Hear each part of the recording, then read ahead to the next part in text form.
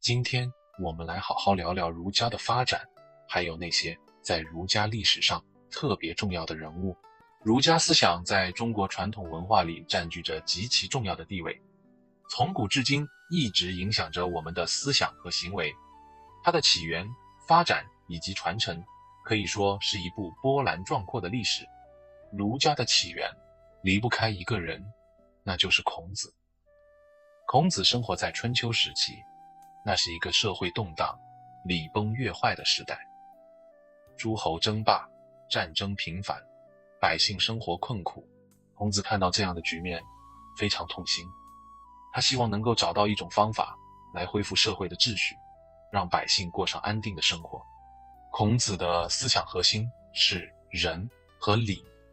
仁是一种道德品质，强调人与人之间的关爱和尊重。孔子说，仁者爱人，意思就是要像爱护自己一样爱护他人。这种思想在当时是非常先进的。他倡导人们要有同情心和责任感，而不是只顾自己。而礼则是社会秩序的体现。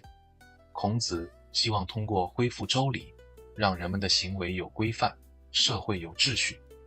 他认为，只有当每个人都按照礼的要求去做事，社会才能和谐稳定。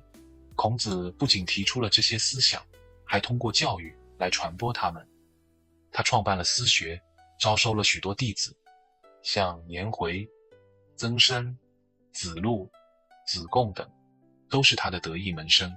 这些弟子们深受孔子思想的影响，他们把孔子的学说带到了各地，儒家思想也因此开始传播开来。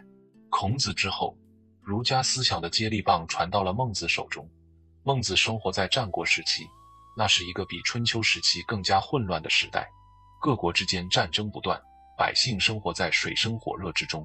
孟子继承了孔子的仁的思想，并且进一步发展为仁政的理念。他认为，一个国家的统治者应该以仁爱之心来治理国家，减轻百姓的负担，让百姓能够安居乐业。孟子提出了许多具体的主张，比如民为贵，社稷次之，君为轻。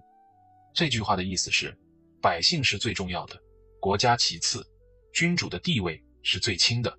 这在当时是非常大胆的思想。他强调了百姓的利益高于一切。孟子还主张性善论，认为人性本善，每个人都有善良的本性，